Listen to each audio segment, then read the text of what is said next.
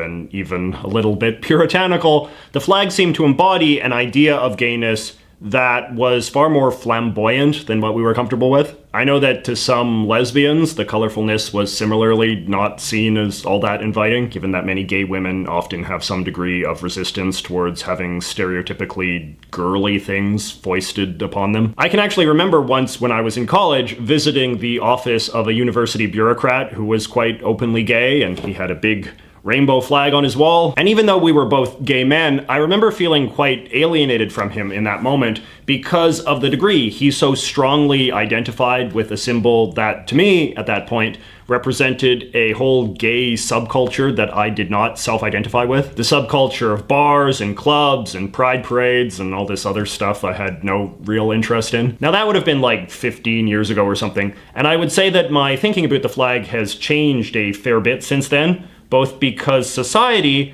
and the flag's role in it have also changed. As gay people have become more broadly accepted by mainstream American society, older notions of embracing one's homosexuality as a brave or defiant act have steadily faded, which in turn means that a symbol, once associated with a fairly dissident, politicized subculture, is becoming more of an innocuous folk symbol that simply expresses a mild form of cultural diversity. Governments across this continent now routinely fly the rainbow flag to show solidarity during Pride Month, an act that at one time would have been very controversial, but in many places would now only be controversial if it wasn't done. And of course, the Pride rainbow has been widely embraced by big business as something to help pull in customers, which we will talk more about in a bit. Now, there is obviously still much work to be done in pursuing the cause of peace and freedom for the broad community of sexual and gender diverse peoples, which has prompted some 21st century activists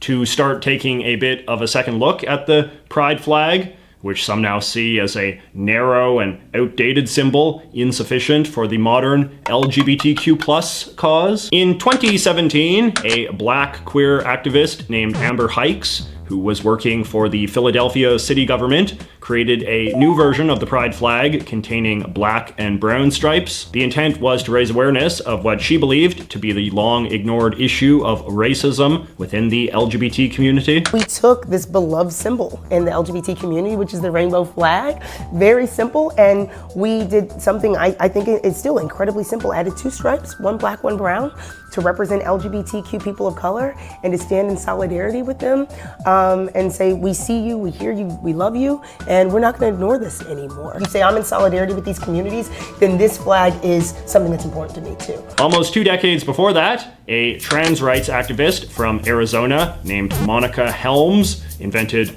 this flag for her community, clearly based on Gilbert Baker's flag, but distinct from it. The trans flag languished in obscurity for a while, but by the late 2010s, it had become a fairly mainstream thing as trans rights became a more front-of-mind issue in the US. In an effort to unify the LGBT flag movement, in 2018, the city of Seattle's LGBT Commission unveiled a new flag that combined both Monica Helms' trans flag and Amber Hikes' racial solidarity flag to create a giant 11-striped rainbow. This design then proceeded to annoy an artist in nearby Portland named Daniel Quasar. The message is amazing. The message is great. There's nothing wrong with the message. But you're running into design territory where it just starts to turn into, for the lack of a better term, a layer cake. Shortly after the Seattle flag was unveiled, Quasar rearranged the flag to look like this, with the stripes relating to trans people and people of color now reorganized into this chevron shape. Quasar says that their motive was originally just improving the flag's aesthetics, but then they quickly came to appreciate what this new design could be seen as signifying. I saw, well, this is an arrow, and arrows often point somewhere and they mean movement.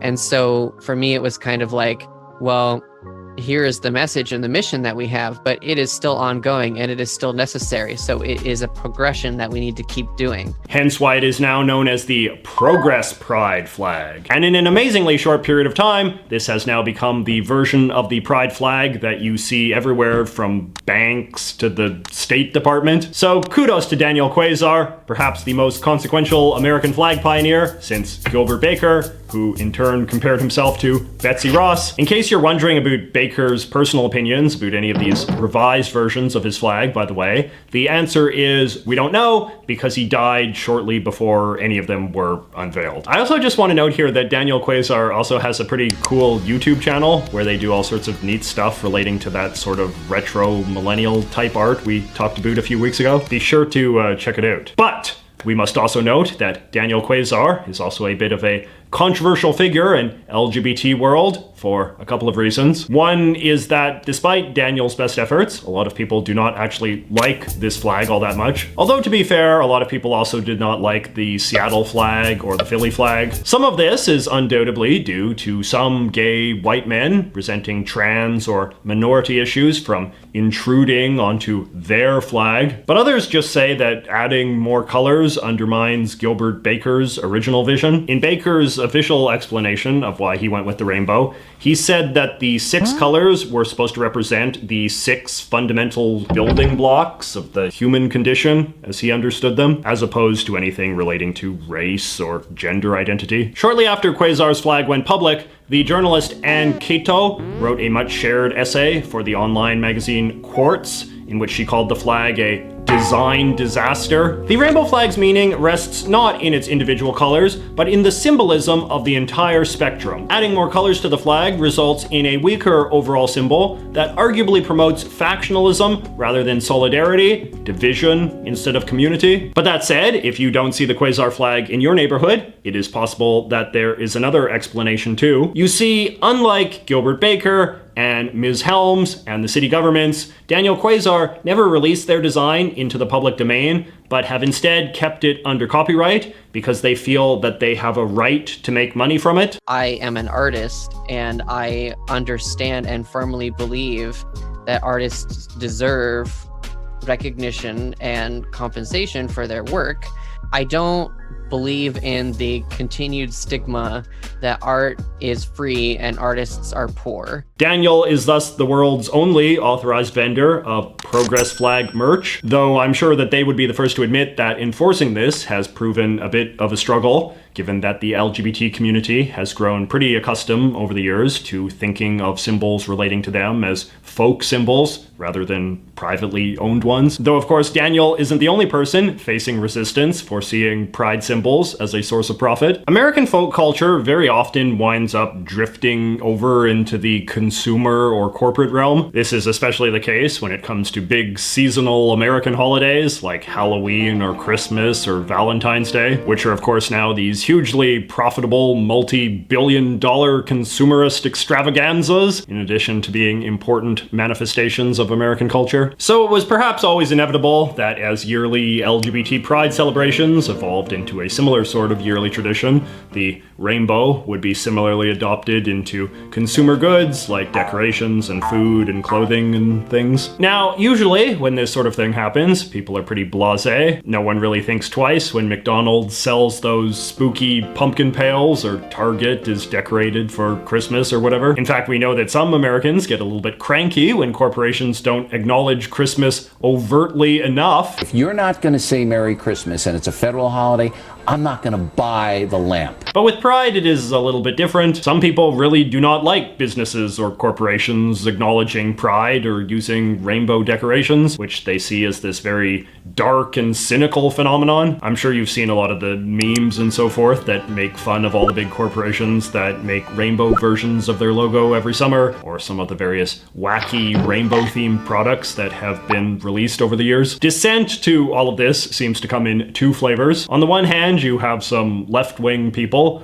who are often just broadly distrustful of big business in general and thus denounce what they call rainbow capitalism and these companies profiting and making money hand over fist at the expense of the community. And then on the other hand, you have the right-wing religious set who have been waging a losing battle for many years, trying to prevent the so-called normalization of anything relating to sexual or gender diversity. This is left-wing ideology, and it's even come into our cookies. Cookies! My own heroically centrist position is that people should maybe chill out a little bit. On both sides, there seems to be a bit of an effort to portray the LGBT agenda as this very strident, serious thing.